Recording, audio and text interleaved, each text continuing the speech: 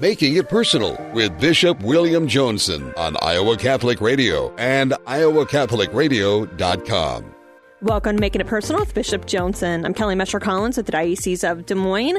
On today's show, we're visiting with Mark Reed, Executive Director of the Catholic Tuition Organization. But before we get to today's interview, let's find out what's on the Bishop's mind. Good morning, Kelly. So good to have you back in the studio. We were playing the contest, Where in the World is Kelly Mescher-Collins? So hopefully you're refreshed and had some good time away. It was very good. It was nice to escape the very cold weather last week. So. Yeah. Did you head west or east? Yeah, or so we north went to or California. South? We went to Orange County. We stayed in Laguna Beach, which my husband's got a lot of points and a lot of miles, so it took care of. So it was a very nice hotel. Thank you for all the points he accrues with his other life. But we had an ocean view. It was very beautiful. Saw some of the missions.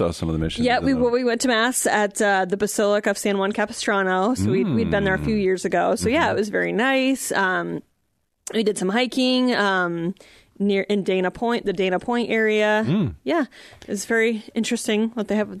We need to be quiet because the Pacific pocket mice are sleeping. So you're walking, keep your voices down there. They are very, which I love a mouse. So I don't know. Yeah, well, I just hope they stay quiet when I'm sleeping, so I don't not discomforted. So well, that's marvelous. Kind of a pre-Valentine's Day gift to each other, just to be able to spend time with one another. Right. Yeah. So who needs to do anything big on the 14th? That's right. Right. So you already had that time together. So kind of that travel motif, if you will.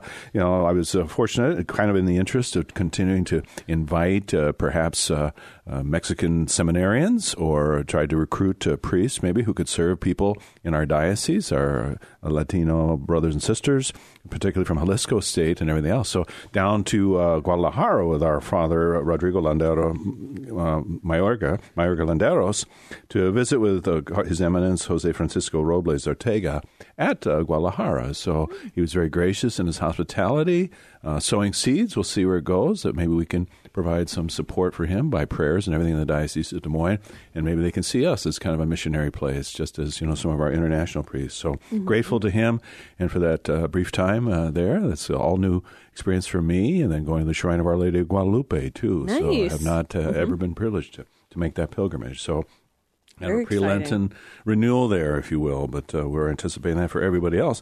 And we're not the only ones on the road. Of course, our Holy Father, even with his infirmity, Pope Francis and his leg issues, traveled to the Democratic Republic of the Congo and had a very meaningful pastoral visit there, and also visited South Sudan, which he had postponed before as well. So kind of speaking to the people there, one of the most large Catholic countries in the world, the rate of practice, more people going to Mass in Congo than in the United States on any given Sunday. So that's very inspiring as well. But he held up the figure of Archbishop Christophe Muzihira of Bukavu in what was then called Zaire, who was martyred in October 1996. We recall the conflict in Rwanda that spilled over into Congo, and the way in which then those who were Tutsi Rwandan troops pouring in there and really just kind of, taking no prisoners, just wreaking destruction and death in their thing. So Archbishop Munzihira stood up. He was a Jesuit, like Pope Francis is,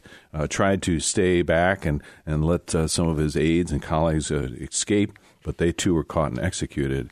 He had said in prophetic way before that, what can we still do these days? Let us remain firm in faith. We trust that God will not abandon us, and that a small ray of hope will arise for us somewhere. God will not abandon us if we are committed to respecting the life of our neighbors, whatever their ethnicity.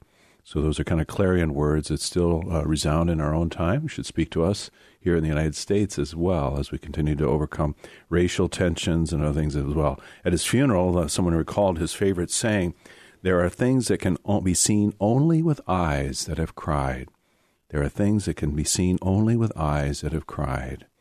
And so the mourning and weeping of people, we know the violence that has struck Memphis and other places in our country, and we continue to pray for peace, and that we might be ambassadors of peace in our own right, in our parishes and in our communities, lifting people up. And I think the oncoming Ash Wednesday and the season of Lent is a chance for us all to take stock and then seek renewal of the Lord, so that we can truly welcome the Son who has risen among us. All right, we're going to take a quick break, and in return, we'll visit with Mark Reed. You're listening to Making It Personal with Bishop Joensen. Hi, this is Matt Wilkham from the Catholic Morning Show. Join me, along with Father P.J. McManus, for Iowa Catholic Radio's Footprints of God Holy Land Pilgrimage, November 2023. Expert guides Steve and Janet Ray will lead us on this spiritually enriching biblical adventure. We'll visit Caesarea Philippi, where Jesus said, "You are Peter," Nazareth, including the Church of the Annunciation, plus the House of the Holy Family. Space is limited. Early bird pricing available. Full brochure and details at iowacatholicradio.com. Support for Iowa Catholic Radio provided by the Knights of Columbus, Foreman and Pfeiffer Agencies, specializing in life insurance, long-term care insurance, disability income insurance, and retirement annuities. Are you looking for a career? We are in search of men with an entrepreneurial spirit and a strong desire to live Catholic values. Knights of Columbus is seeking field agents to serve throughout the state of Iowa. Visit kofc.org/careers. The Knights of Columbus need you now, and one day you might need the Knights. That's kofc.org/careers to learn more.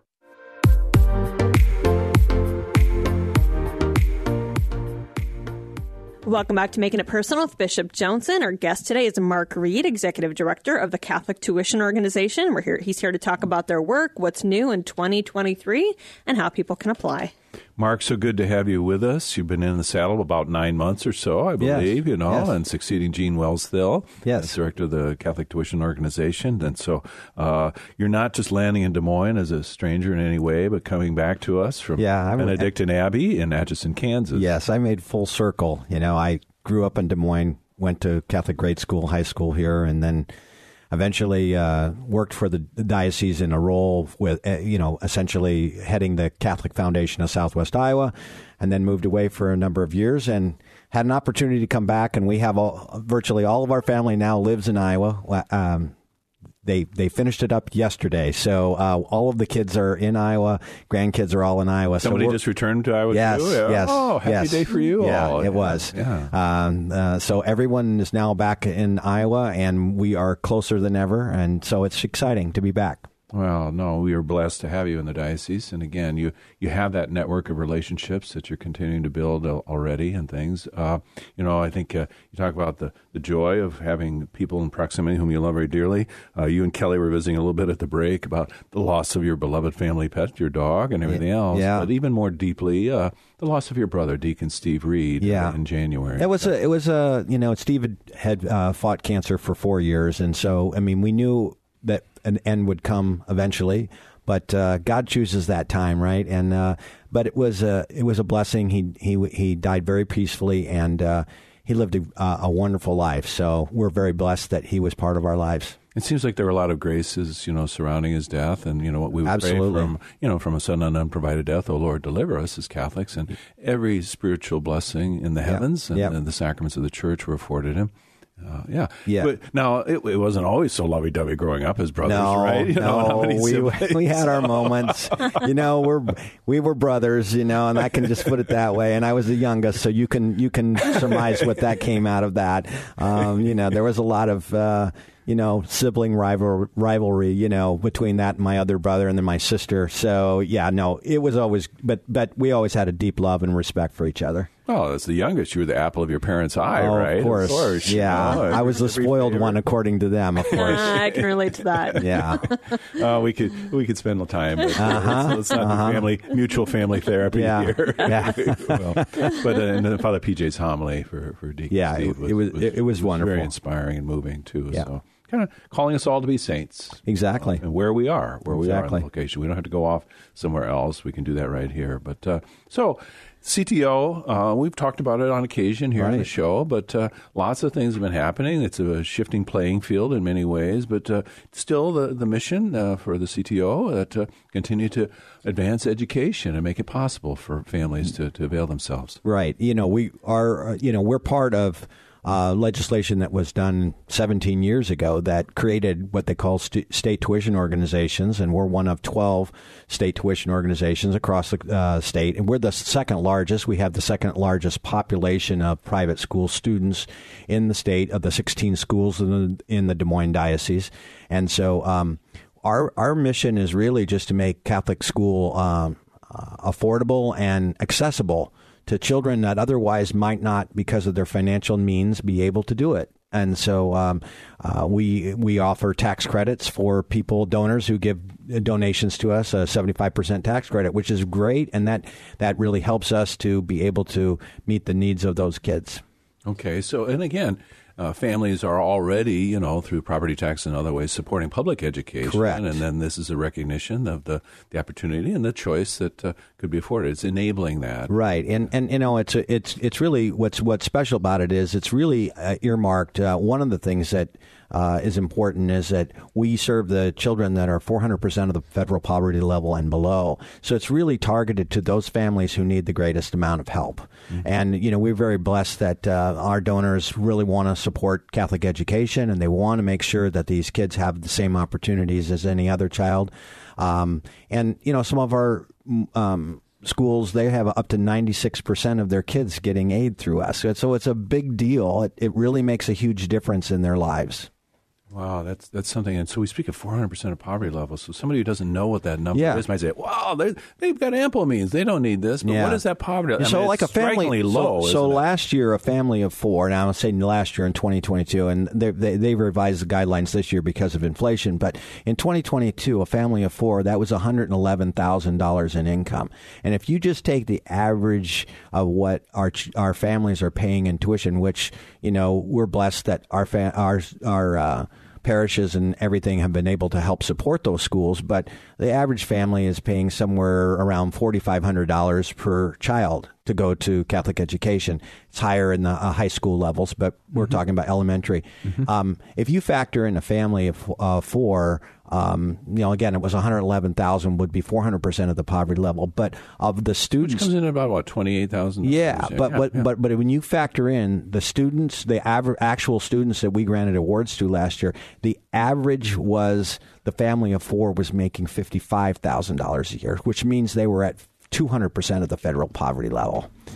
And if you imagine what that would cost somebody to spend upwards of $10,000 on Catholic education or private education for their child when they're only making $55,000 a year, that's a tough stretch for any of those people. And so our ability to help them with that is huge. It makes a huge difference whether they can allow their children to attend those schools or not. I mean, we think of health insurance, the price of gas, vehicles, all the basic necessities, the price of food going up 7-8% or more, and all that. So it's a striking factor. So of the various students in our 16 schools in the Diocese of Des Moines, how many then? We have about 5,610 enrolled in K through 12 in the diocese. So last year we did a little over 2,068 students were awarded, and about 37% of the kids that attend the Catholic schools in the Diocese of Des Moines are receiving some sort of aid from us. Now, they're not getting full tuition ride. It's a percentage of what they're getting. The highest award we did last year was 49% of their tuition. The lowest would be 10%. It all is based on what their family's individual circumstances are, what their means are, and all of that. But we know that this year, we'll probably expect more applicants than ever before, just because of the economy and the things that have happened. It doesn't mean that things are gone up that dramatically, but people's income didn't necessarily keep up with inflation, so they're spending money on other things. So we know that we are going to be needed more than ever to help. And people are employed. It's the lowest rate of unemployment we've seen since the 1960s. Most of our families have people that are employed, but the reality is that a lot of it is servicing industry kind of jobs that don't pay as much, and the cost to educate their children is still as expensive as anybody else. Yeah, and most of these parents are working 1-2 jobs, both parents working, so they don't necessarily have the option, in that regard. Yeah. So you mentioned the 75% figure that we might be looking at for people, and whether that goes. The Diocese of Des Moines, obviously stretching toward the Missouri River, obviously the great metropolitan.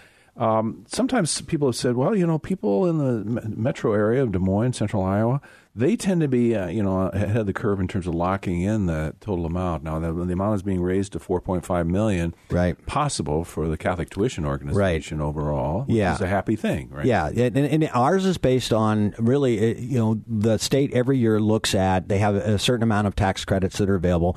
It's $20 million in tax credits that are available statewide, which allows the state tuition organizations to raise an additional 25%, which is about $27 million if you just take rough numbers. We are the second largest behind the Archdiocese of Dubuque as far as enrollment, so we get the second largest appropriation of the tax credits. The tax credit appropriation for us for 2023 will allow us to raise approximately $4.5 million. Okay. So, last year it was a very similar one. We didn't have a lot of change in the actual enrollment, and the tax credits is still based on, that $20 million number. And they apportion it out to all the various state tuition organizations based on their enrollment. So if I'm sitting out there in Perry or Shelby County or Creston, right? We want to be sure that we're, availing ourselves of this opportunity early in the year, right? Absolutely. And not waiting until Absolutely. Hey, maybe at the end of December I'll lock in. Right. No. You want to make sure that you get a hold of us as soon as possible, and we'll have those tax credits held for you. And it's a great deal. I mean, from a donor's perspective, they still can take the deduction on their federal taxes of the 25% difference.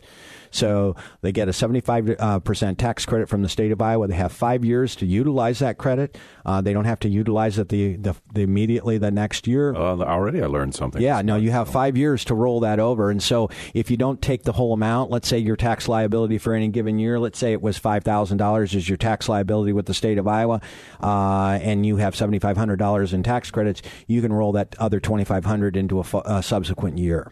Okay. So we hope our listeners' eyes and ears aren't kind of glazing over here with numbers. But, I mean, this is, this hits us where we live. But hopefully giving that opportunity for life and faith to flourish for some of our families with limited means.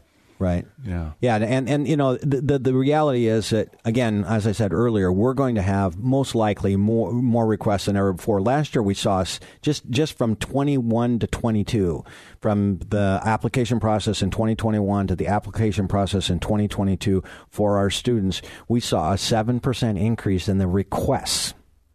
Now, that's a big jump. And, I would anticipate that we're going to have similar types of numbers in 2023. So if we think about, the aid last year, approximately $3.4 million dollars went out the door. Right. But that didn't even come close to the need that people applied for. Correct. It was over $10 million in need that was identified. Not met. Met. Yeah. Well, $10 million was identified, yes, and we gave out 3.4. In 2023, because we raised funds in 2022, we'll be giving out about approximately $4.1 million. And then again, our goal will be 4.5, so that in 2024, 25, we'll be able to give out somewhere in that ballpark of $4.1 to $4.2 million. Yeah. And, I know I've gathered with you and with Gene in the past, for evenings where we kind of tried to spread the good news for people, right? We're anticipating some of those events this year. Yeah, the thing is that I think is most important. You mentioned a little bit earlier. We can glaze over. We can get kind of caught up in all the data and figures, but what it really comes down to is the difference it makes in someone's life. And I've had multiple stories where families just tell me, we couldn't afford to go to Catholic education. We could not afford to give our children the morals and values that we want them to have every single day without this aid. And I know of schools that have told me that if CTO didn't exist for them, they would struggle to stay open. And that's the reality. There has been some legislation that we all know about. And I don't know if you want to go there, Bishop, or not, but the state did. That's your call. We can't because people have asked me, how's that going to impact us, right? Talking about the Education Savings Account. Yeah, Education Savings Children Account. First Act. Right? Actually, absolutely. Now, for the children that are already enrolled in Catholic education, they are going to be limited this first year to 300% of the federal poverty level. We're telling our families, please apply. They're not mutually exclusive from each other. And anything, kind of like the tax credits, anything that's left over in their education savings account, they can roll to subsequent years. Because we know inflation. We know that as they get older, that oftentimes tuition goes up and those kinds of things. They're able to hold those dollars in their education savings account. So the need for our organization doesn't end at all with ESAs. It does not. There's a lot of misconception that somehow you won't be needed anymore. That's not the case at all. The true cost of education, as you know, Bishop, is much higher than what we've been charging. And somewhere, it has to come from somewhere. Whether you have parishes subsidizing to the tune of 70+% of their parish tithing. Yeah, exactly. So we know that unlike our STO, our Catholic Tuition Organization, is a little different than some of the other STOs in the state. Not all of them. I mean, the 4 largest represent all the dioceses in the state of Iowa, but those that are smaller than that, they represent oftentimes Christian schools or private schools that don't have parishes that can give them money. And their tuition is considerably higher for those. And so even with the education savings account amount, there's still going to be a huge need because their tuitions in some cases are $11,000, $12,000 a year. Even if they get $7,600, those dollars that are raised through the STOs are critical for those students to be able to attend those schools. So we don't anticipate that the state will, say, well, we're not going to continue to have STOs at this point. Again, I don't have a crystal ball, but I know that right now we're operating under the premise, and we did just open up our application process for 2023, so families are applying right now. The other thing that I wanted to share with our listeners, and I know it doesn't necessarily apply to us, is the fact that there's money from the Ignite campaign this year. So that's targeted also, and that'll be on the same application process, that there'll be some funds available. Let's come back to that after the break. But just, we think about, fortunately, in the CTO, we've reached our maximum capacity, but that solidarity of spirit, that we're not in competition with the other STOs in the state, that actually people can support them and designate them and claim the benefit on their own Iowa taxes. Absolutely. Yeah, so the kind of a sense of solidarity among the dioceses and our Christian brothers and friends and other private schools that we might have. We're going to take a quick break. You're listening to Making It Personal with Bishop Joensen on Iowa Catholic Radio and the Spirit Catholic Radio Network. Support for Iowa Catholic Radio is provided by the Sarah Vocations Ministry, including the St. Sarah Club of Des Moines and the Sarah Club of Council Bluffs. Sarah is an apostolate of the Worldwide Catholic Church dedicated to fostering and supporting priesthood and religious vocations. Sarahans strive to accomplish their mission through prayer, fellowship, and service to the bishop, priests, sisters, and all in religious formation, and in doing so to increase their own holiness. Learn more at joinsarah.org, joinserra.org. Thank you, Sarahans, for your support of Iowa Catholic Radio. At Intervisions Healthcare, we see patients with unplanned pregnancies from ages 12 to 43. An unplanned pregnancy is traumatic at any age. For that reason, we specialize in educating, encouraging, and empowering vulnerable and at-risk mothers facing an unexpected pregnancy with the medical information and services necessary for them to make an informed decision. For more information on the free medical services at Intervisions Healthcare, or to support our mission or become a volunteer, visit ivhcare.org.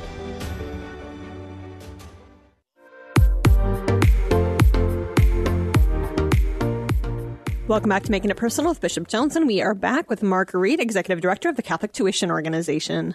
Mark, you alluded a little bit, and so now we're talking about CTO, but looking at this as a kind of layer cake of different opportunities to support families in the way. And within the Diocese of Des Moines, obviously, we're on the final leg of an Ignite capital campaign that had different facets, but one of the principal ones was trying to raise an endowment fund of $25 million with the goal of providing assistance, but also making it possible for us to compensate our teachers and staffs at a more just wage, because we look at their incomes, their salaries compared to our public school counterparts, and a vast difference there in most cases. There are few places that have been able to approach the public level. Yeah, and what that, from a personal level, I can assure you that when my daughter-in-law first graduated from college and went to work in a Catholic school, she was making what I would consider poverty-level wages. And quite honestly, I mean, she still teaches in a Catholic school. She loves to teach in a Catholic school, but they have the same expenses as anybody else for their gasoline, for their groceries, all the other things. And we don't want to lose these good teachers. They are so valuable to us. They have their faith is on fire, and the reality is that sometimes we do lose them because of those kinds of things. And so, it's important what the Ignite campaign is doing. Okay, thank you. And the vocation to teach and to do so and to form disciples of Jesus, in the sense that the sacrifice that's already entailed in that, and the fidelity that we want to honor in that. We celebrate Catholic schools at the beginning of this month, and I think we lifted up our teachers, but we would need to put our money where our mouth is too. Absolutely. And so again, this year we're working with the Ignite campaign. There is some money that is going to be available this year for the 23-24 school year, and our applicants can apply for both on one application, and that's really convenient for them. They don't have to go to multiple places for it. They will apply. If they go to CTOIowa.org, they can see the charts for income, so they know right away, do I fit in that category, whether it's for CTO money or Ignite money. And the whole idea is that we help make tuition affordable for our families. I've seen those charts. They're very, very helpful. It kind of lays it right out there, and you know where you stand almost. Exactly. What is not an arduous process of applying. No, fact, it's not. It's been simplified. Yeah, it's very simple, and really, the most important thing is that we need a copy of their federal tax return, and that's the challenge. But this year, we pushed off the deadline for round 1 to April 18th to coincide with the federal tax deadline. Because last year, in the last several years, it's always been the first Friday in April. Well, that's a challenge if you don't have your taxes already completed. And I'll be celebrating the Chrism Mass. I don't have to fill out my tax return. But again, it comes down to we want to make this as easy as possible for our families to be able to apply, be considered for aid. Mm-hmm. Well, and so doing that, we've simplified this process. Yes, there's that step of transparency, but their data is secure. Yes, absolutely. Yeah, we use a third-party administrator that has been with us since the beginning. They work with dioceses and schools across the country. It's very secure. We don't give out the information to anybody except our schools and ourselves. It's not shared with anybody else. Yeah, so that yes, we have a preferential option for the diocese, but we're not being partisan or parochial in that way. We're giving preference to people that connections in any particular way. So whether you're at St. Albert Catholic School and children there, or anywhere in the diocese. The only caveat that we have right now is that because of the state, the way it works with the STOs is that you have to be a resident of the state of Iowa. But beyond that, no, there's no preference. I've heard of some people moving from Omaha to Council Bluffs. And I can see that because, there's a fantastic school there in Council Bluffs, and there's a lot of kids that say, you know what, that's where I want to go to school. Maybe their parents or grandparents went to school, their legacy, Mm-hmm. Well, Mark, you've laid out a lot for us. Again, you mentioned that CTOIowa.org is one particular website. Any other sites that people should be checking out? Yeah, you can certainly go to www.fairapp.com if you're interested in applying. It walks you through the process. But again, CTOIowa.org would be the best place to go first, and then you can go from there for more information. Mark, it's been great to have you. Benedict and Abby's loss, and they have lamented your departure to me. So thank you for taking on this I'm still in contact with them as well. This has been another edition of Making It Personal with Bishop Joensen. You can hear Making It Personal with Bishop William Joensen every week on Iowa Catholic Radio and iowacatholicradio.com. Support for Iowa Catholic Radio and Making It Personal is provided by Sarah Vocations Ministry. Learn more at joinserra.org.